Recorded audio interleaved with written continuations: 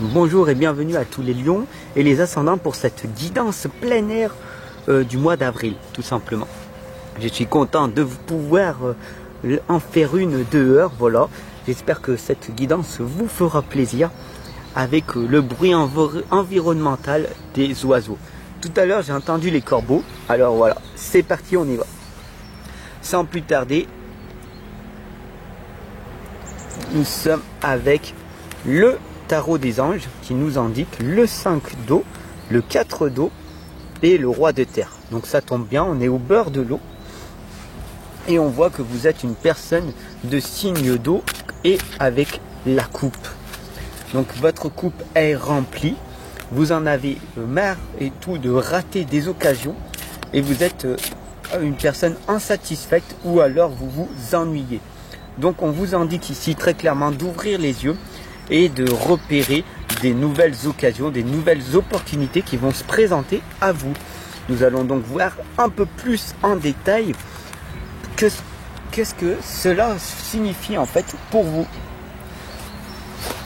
Là on voit aussi qu'on a la déesse dragonne Tiamat qui vous dit tout simplement que vous êtes plus fort que vous ne le croyez. Voilà, alors nous allons voir vos croyances et vos blocages limitants ensemble. Donc ici nous avons les choses ne se passent pas comme prévu pour vous. Vous avez du mal à trouver le positif qu'il y a en vous et le négatif, d'accord? Donc il faut vraiment que vous vous apesantez à propos de vos broutilles, d'accord? Vous n'avez pas des problèmes, vous avez plus des tracas. Et donc du coup, quand c'est un problème, par exemple, c'est ton enfant qui est enfant de vie, en phase terminale, là c'est un problème. De perdre ton travail ou de perdre 100 €, ça c'est un tracas. Donc ça c'est des petites broutilles, de payer des impôts, etc. D'avoir des factures. Donc là on t'indique très clairement que tu es une personne toujours en train de se plaindre, en train de râler, en train de se dire voilà, les choses ne se passent pas comme prévu, j'en ai marre, j'en ai un ras-le-bol, j'ai l'impression que je suis bloqué, je n'avance pas dans ma vie. Voilà, donc tout simplement ça c'est des pensées qui sont plus négatives que positives. Alors on va voir plus en détail ce que cela signifie. La déesse Dragon Tiamat vous indique très clairement ici que vous êtes plus fort que vous ne le croyez. Donc pourquoi vous vous auto-sabotez une croyance limitante en permanence en vous disant voilà, je ne peux pas le faire, j'ai toujours des soucis à régler, je n'ai jamais le temps, les enfants me prennent beaucoup de temps, beaucoup d'excuses qui ressortent là en permanence. Il y a énormément d'excuses que je ressens là, où je n'ai pas le temps, voilà, je ne peux pas, tu comprends, ce n'est pas ma priorité, j'ai autre chose à faire que de passer à l'action, c'est la faute de mon voisin, c'est la faute de mes enfants, c'est la faute de mon conjoint, mais c'est pas la faute à moi. Mais il faut vraiment que tu prennes la responsabilité de te dire que ça peut être aussi en partie de ta faute. Bien sûr, nous avons l'autre monde qui nous indique le voile, la maladie et la transition. Ici, nous indiquons Madame Araignée, en fait, la toile d'araignée, c'est toi seul qui tisse cette toile. Et cette toile, elle est autour de toi. Pourquoi? Parce que tu t'es tissé tellement une toile de protection que tu t'es mis en voile à toi-même et tu t'es mis dans la noirceur, dans l'obscurité de voir les choses telles qu'elles sont.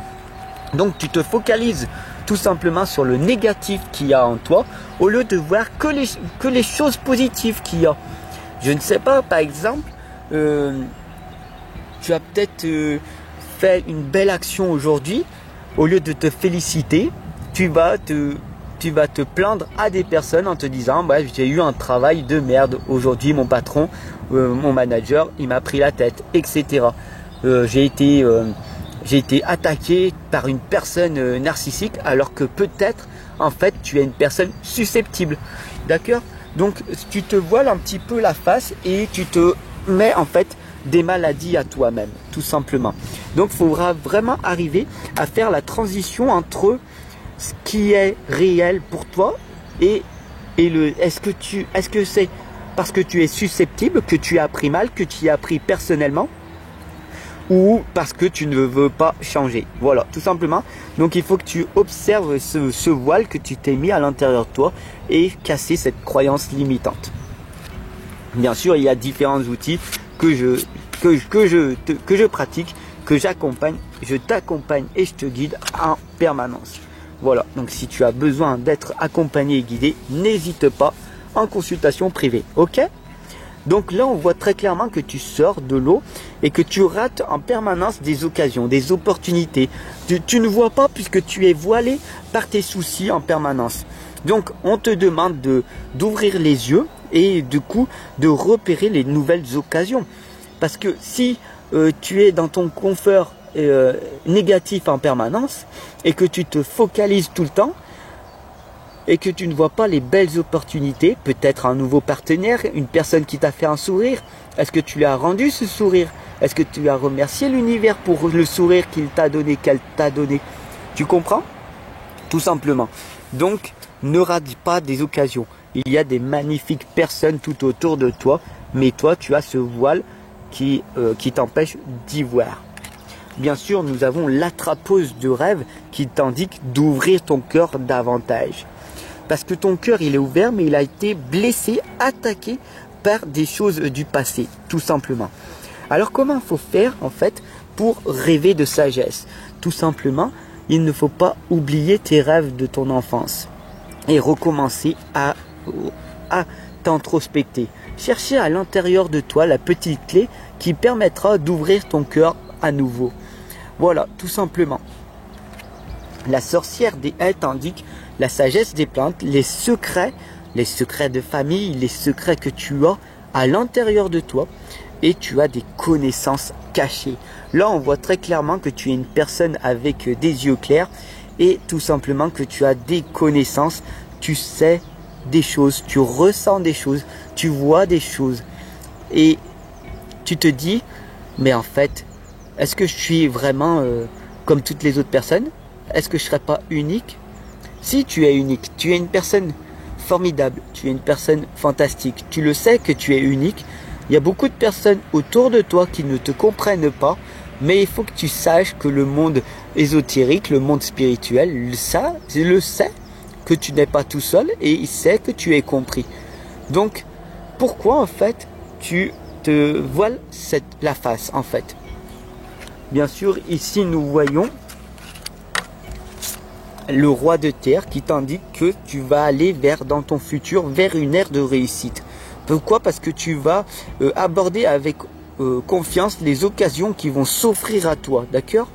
Et tu as le toucher de Midas. Donc le roi de terre t'indique que plus tu vas être ancré, plus tu vas être une personne dans le monde tel qu'il est, avec le négatif qu'il y a sur cette terre, avec cette souffrance, que tu l'acceptes, que tu l'accueilles et que tu te contrôles, que tu arrives à te contrôler et que tu arrives à gérer tes émotions, alors ta vie va prendre un autre sens et tu seras donc du coup dans l'abondance. Parce qu'ici nous voyons l'abondance de lumière et les anges qui t'envoient l'arc-en-ciel pour te dire que tu es sur la bonne voie dès que tu vas aborder avec confiance les occasions qui vont s'offrir à toi. Alors bien sûr, la rêveuse t'indique et te donne un outil très précieux. Tout simplement, c'est de te mettre en méditation, de te poser et de rentrer en transe méditative.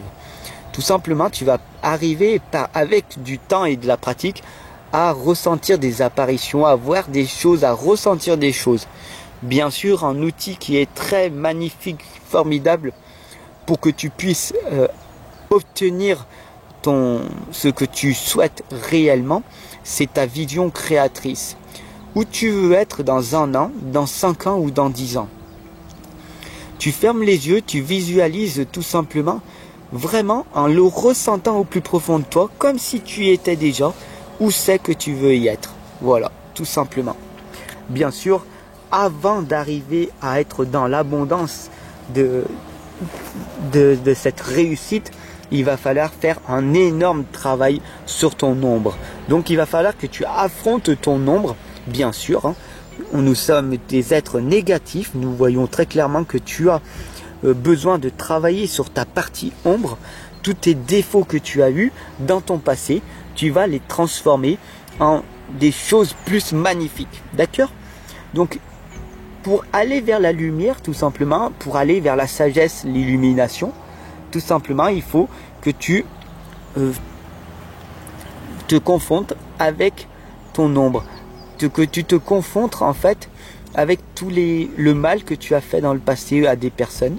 Pourquoi tu leur as parlé comme ça? Pourquoi tu étais en rage, en haine? Pourquoi tu étais énervé à ce point-là? Et tu vas te pardonner à toi-même parce que tu es un être humain avant tout.